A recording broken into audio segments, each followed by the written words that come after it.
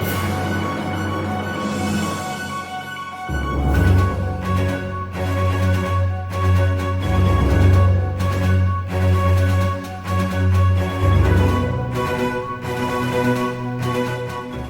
YouTube, man, how you guys doing today? It is me again, your favorite Texas trucker, and we're coming to you from Weatherford, Texas at home. Last video, if you watched it, I explained to you why we're still home. If you didn't watch it, it's only 12 minutes. My videos are going to be much shorter from now on. Alright, this video series that I'm fixing to start right here is about becoming an owner-operator. And the very first thing that I want to do in this series is I want to ask a question. And the question is, are you sure you want to be an owner-operator? This is the format that I'm going to use as I do this series. Each one of these series I'm going to ask a question. Are you sure? The thing is that you get out here as a company driver, and over the past couple of weeks, I've talked to several drivers who have come out here as company drivers who want to immediately jump in and become an owner-operator. And man, that's great, man. I mean, I support you 100%. With that being said, it's probably not the smartest thing to do. And I would be remiss if I didn't come out and let you know that it's not the smartest thing to do. There are great benefits to being a owner-operator. There's also a lot of benefits with being a company driver. And there's a lot of great benefits with being able to dictate your own business. But there's a lot of risk involved too. I'm a very high-risk person. Okay? Someone asked me recently, they said, do you like to take risks? And my answer was immediately, yes, absolutely, I take risks. All right, well, they were questioning me about something else entirely. They were wanting to know if I was the type of person that would take dangerous risks. And no, I'm really not. I mean, I'm not the kind of person that wants to take dangerous risks. But when it comes to my finances, when it comes to business, I am the type of person that will jump forward, head full force, full steam ahead. I'll dive feet first in, and I won't look back. I take risks. Business is high risk. Okay, it's very, very high risk. It's a win it all or lose it all situation. You put everything in the business, and you stand a very strong chance of losing everything.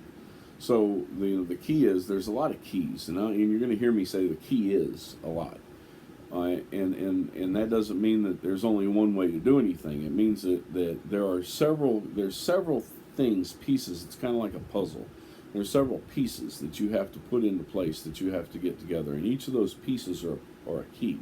It's a key to being successful. There's a key to being successful out here, and then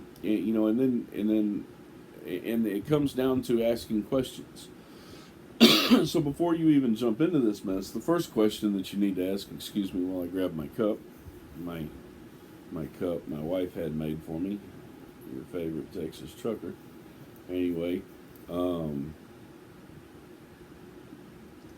Excuse me. One of the keys, if you're going to be successful, is to ask questions. So first off, you want to ask yourself, do you really want to be an owner-operator? All right. And there's a lot of downfalls to being an owner-operator. Also, one of the downfalls, if you watched my last video, you know that I just took 10 days off. I took 10 days off. That 10 days is now turning into 11 days, which may very well turn into 12 or 13 days because I had a major malfunction with my fucking truck. And my truck went down again.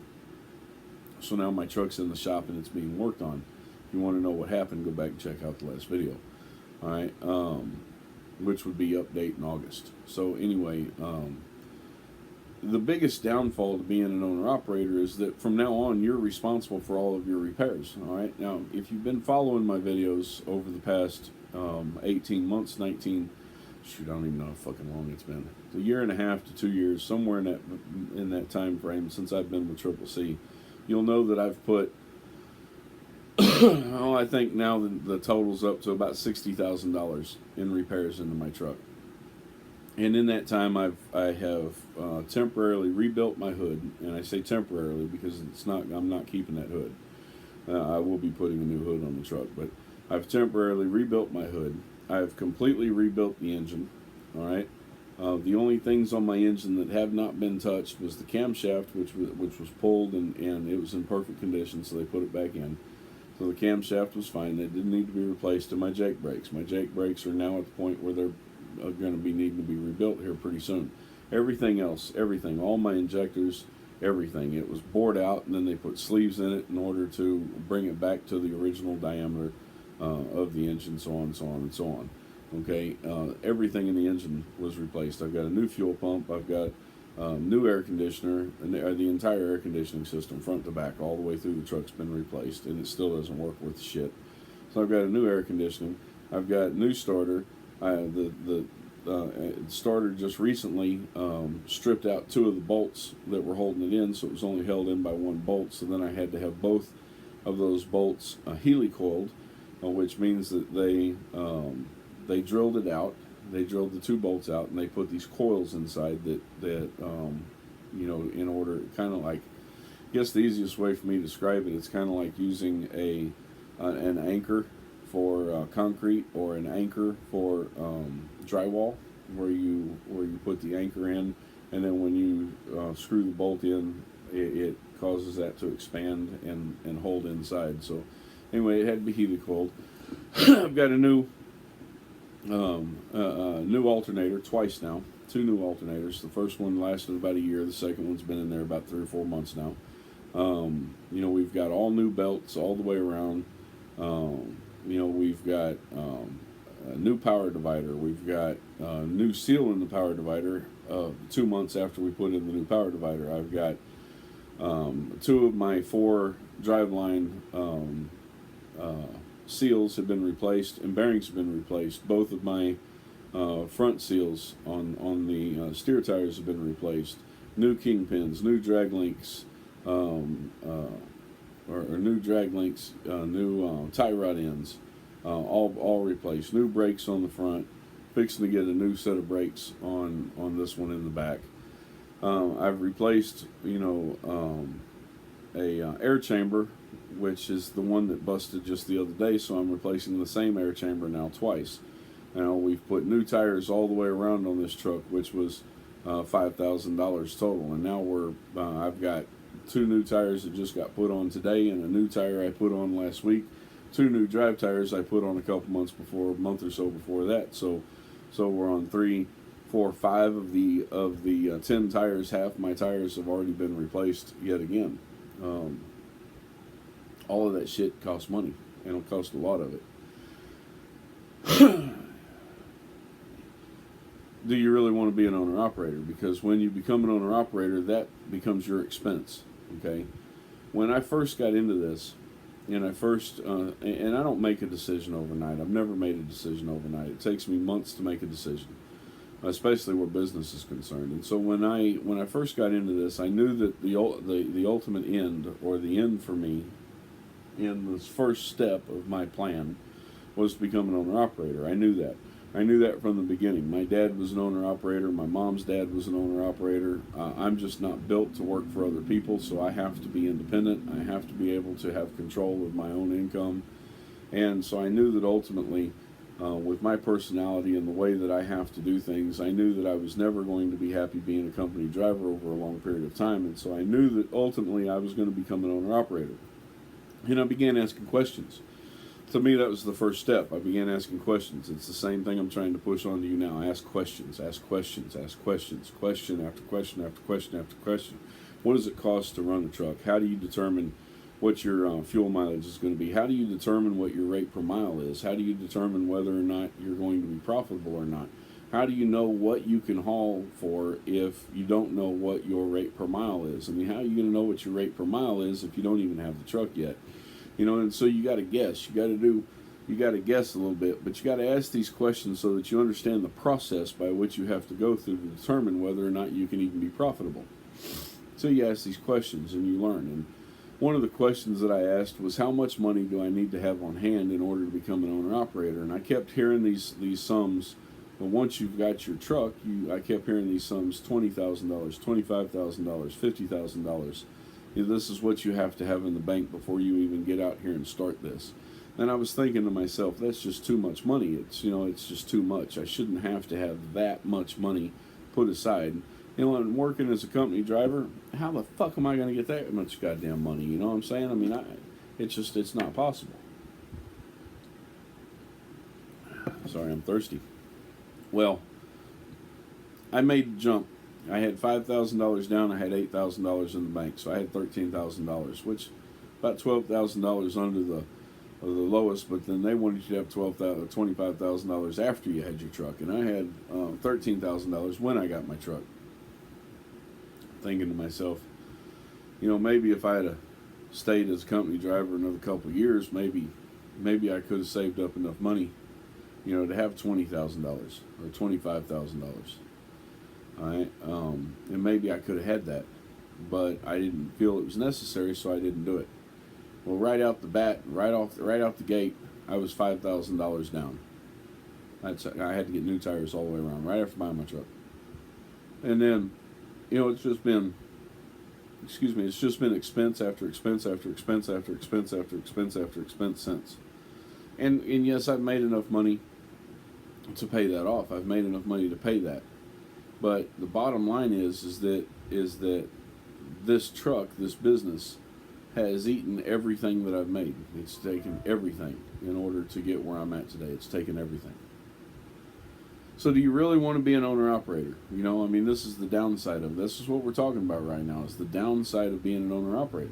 And we're going to talk, we're not done talking about it. We're going to be done talking about it in this video here pretty soon, because this video is about the negative side of being an owner-operator. Do you really want to be an owner-operator? Do you really want to take on that expense? You don't have off time. There's no such thing as off time when you're an owner-operator.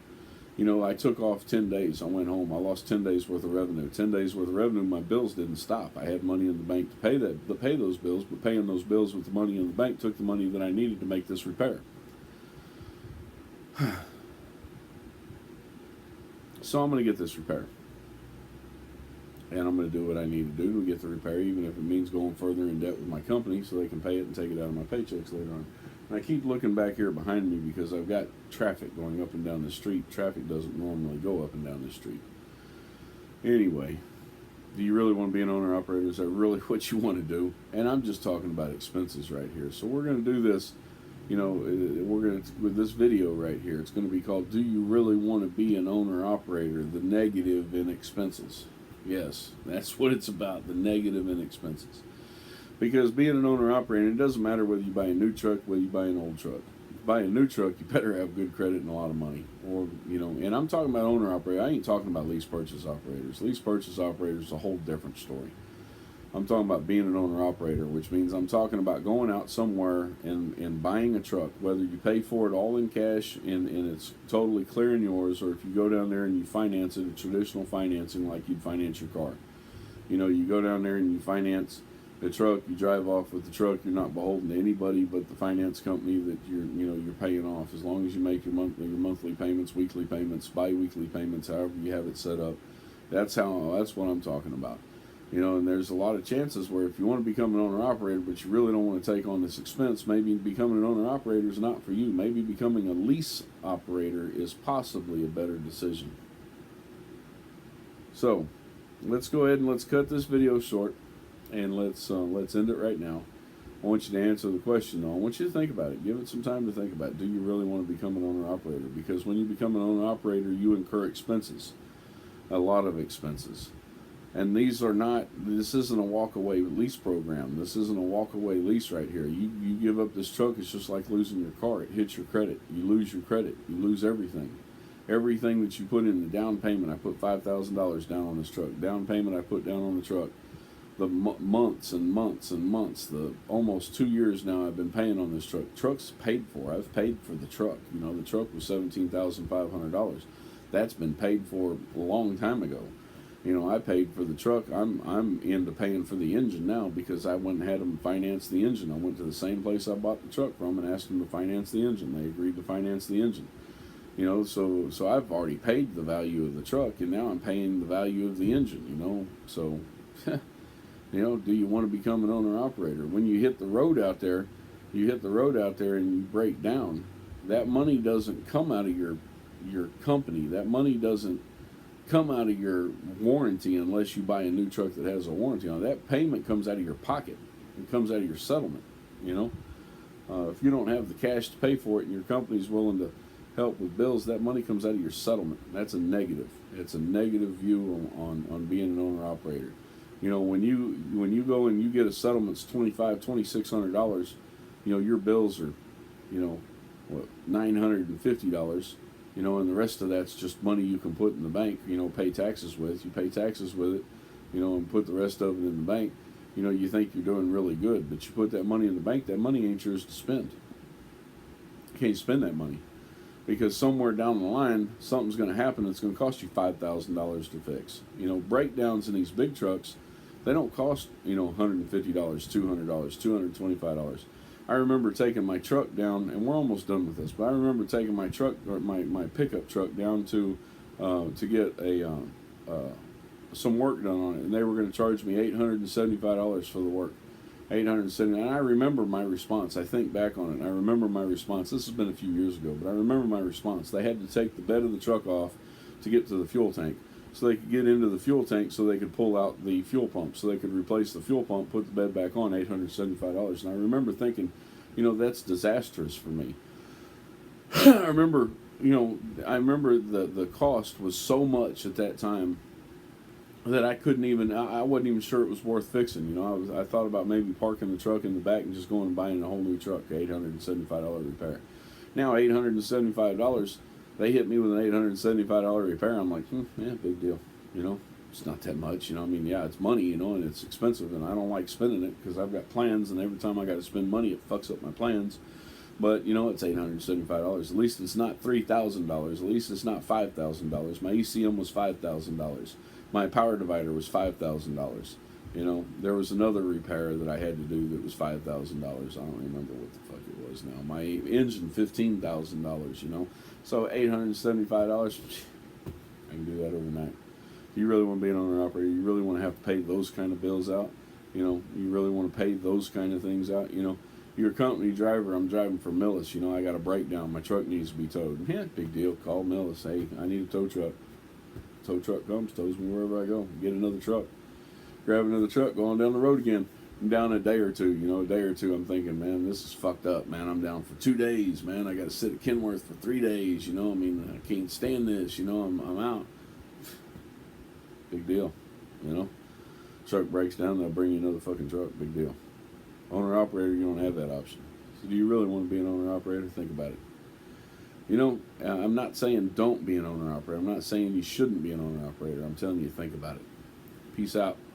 Next video coming up soon.